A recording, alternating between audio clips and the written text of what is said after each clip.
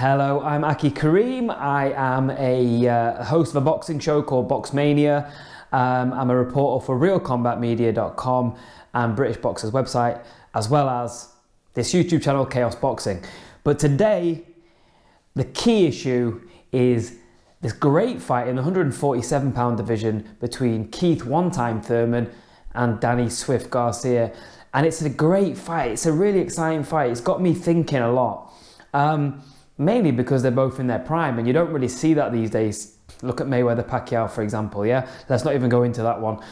So they're both 28 years old, they're both undefeated, and I personally think it's a fantastic fight. Now, let's firstly start by looking at Keith one-time Thurman, great fighter. He's 27-0 with 22 knockouts, so obviously he carries a bit of power with him. He's fought 120 rounds, and he's 28 years old, so he's virtually in his prime. Now, look, I personally think he's the real deal.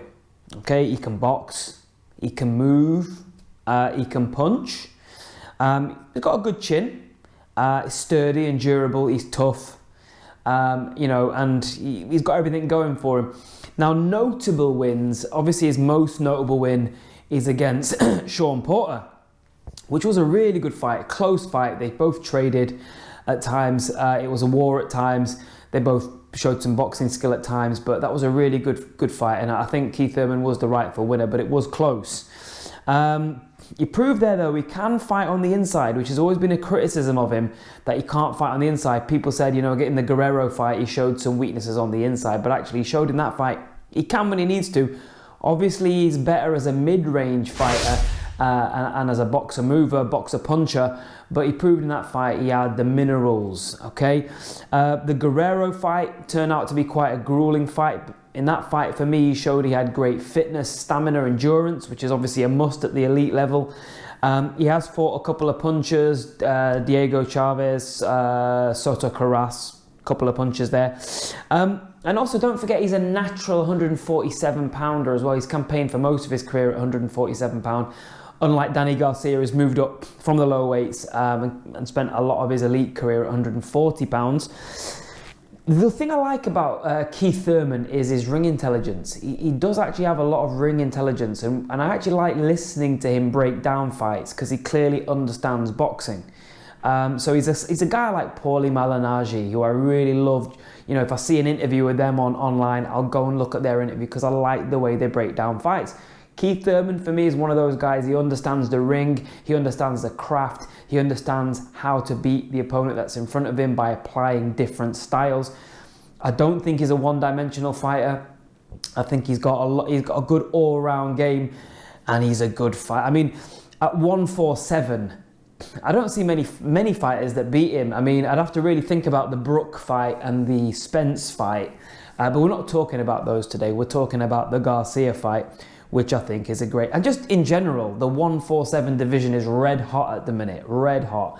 It's one of my favourite divisions. I mean, there's others that I love, but, you know, 147 division, hot division.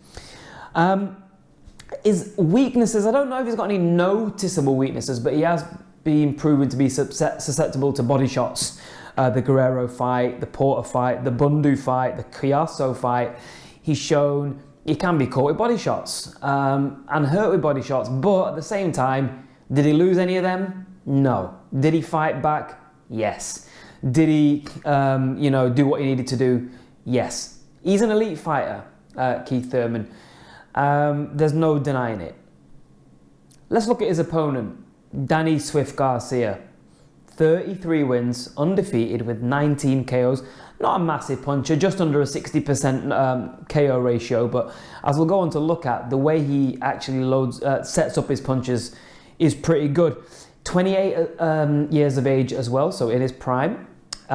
Interestingly, he's fought a lot more rounds than Thurman. He's fought about 208 rounds, so he's generally considered to be slightly more experienced.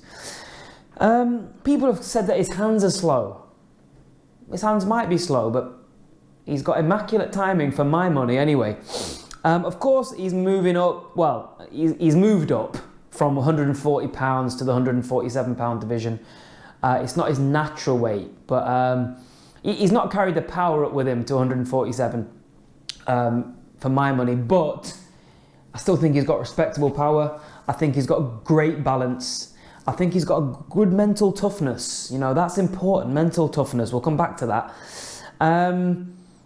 Listen, he's been cleverly matched in the last few years. Let's be honest. He's been cleverly matched. The likes of, you know, the Malignaggi fight. No disrespect, because I love Paulie Malignaggi, but Rod Salka, Vargas. I mean, he should not have been... Rod Salka should not have been in the ring with Danny Garcia. But, you know, it is what it is. You have to remember, he's had some clever matchmaking, and at first glance, you look at the Thurman-Garcia fight and you think, well, it's a walk in the park for Thurman. But let's not forget, Danny Garcia has had his fair share of tough fights. And what I love about Danny Garcia is that he wins the fights that he's meant to lose. Okay?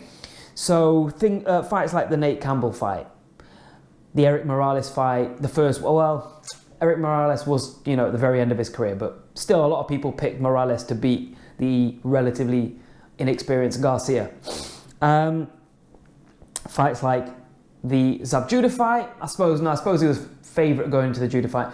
The Amir Khan fight, that's an interesting one. That holds a lot of keys for me, because Amir Khan outmatched him in a lot of ways: speed, range, movement. But in that fight, Danny Garcia proved that he can adapt, because for the first 2 rounds, he didn't even see the punches coming at him. They were blitzing him. But he warmed up, and what he realised he had to do was to stand in the pocket and throw an exchange shot. And the left hook was beautiful. Caught Khan mid-combination. Very difficult to do. You need to be brave and you need immaculate timing. And I just thought, people say it was a lucky punch. I do not agree with you for a second. It wasn't a lucky punch. He waited for Khan. He got the rhythm. Khan was throwing 3 punch combinations. Pop, pop, pop. He waited for the first 2 shots, right hand. Left hook, left jab, right hand. And as Khan was throwing the uppercut, he caught him in the exchange. That's a real talent. Proved a lot for me, that fight, Danny Garcia. He was meant to lose that fight. He was meant to lose against Lucas Matisse, and that for me is his best performance. Lucas Matisse, a great fighter, a good puncher. At the time, he was a killer. Don't forget, he'd just done Peterson in, was it the 3rd round? I can't remember exactly. He was considered to be a killer at the time. Everyone picked Lucas Matisse to beat Garcia. Okay? What did Garcia do? He adapted to a dangerous puncher. So against Khan, he adapted to a speedster. Against Matisse, he adapted to a bona fide power puncher. What did he do? He diffused him. He befuddled him. He boxed. He punched. When it was an exchange, he threw back hard. He toughed it out. That was a beautiful performance Danny got. And you know what? That's the performance for me that really makes the fight with Thurman interesting. Because a lot of people are writing Danny Garcia off. And I just cannot write this guy off. Maybe it's because I love Angel Garcia.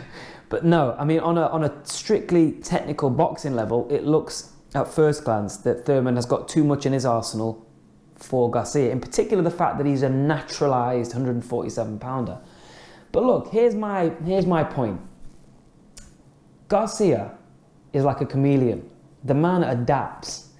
The man always finds a way. He's been cleverly matched, but he's also proved against top caliber fighters that he can pull out the win when he needs to. He's tough himself. He's got a very good chin. Look at the Judah fight. He's got good ring IQ, you know? Yes, he's slower than Thurman, but in terms of ring IQ, okay, he's probably got slightly less ring IQ than Thurman, just in the way that Thurman moves and positions himself around the ring to set up his punches. But look, Thurman's a great fighter, but he has laboured 2 wins. He's laboured against Porter, although Porter is a great fighter, pressure fighter. He laboured against Leonard Bundu, right? I mean, look, people say Garcia lost the Herrera fight, and I agree. I think he did lose the Herrera fight. But for some reason, I cannot count this guy out. The way I see the fight going is it being quite an even fight early on. I think Thurman's superior movement will have him ahead in the fight at around 6-7. I think Thurman will be ahead. He's very, very sharp. He's in and out. He's good at moving laterally. But I think Garcia has some star quality about him. I really do. And I know people are going to hate on me for this, but I really think Garcia has some star quality. He has an ability that super talented fighters have, which is to never look amazing, but to always win. And I'm going to be controversial here, guys. I actually think Garcia will beat Keith one-time Thurman, and that's no disrespect to Thurman. I love Thurman. I love watching his fight. I think he's very exciting, entertaining. Like I say, I like him. But you know what? I just see Garcia down the stretch, calling on those reserves that he has, that toughness, that mental strength, No, sometimes Angel Garcia sounds a bit strange, but he talks about this spiritual connection he's got, spiritual toughness that Danny Garcia has got, and I believe him. I think Danny Garcia, over the stretch, calls on those reserves and will beat Keith one-time Thurman on a very close, razor-thin points decision. Might be controversial, but that's why I love boxing. I know you're going to disagree with me. I know 90% of you are going to disagree with me on this, but I don't care. That's what I think is going to happen. You can hold me to it at the end of the fight. So, there you go. Danny Garcia wins by a narrow points victory. May even be a split decision. There you go.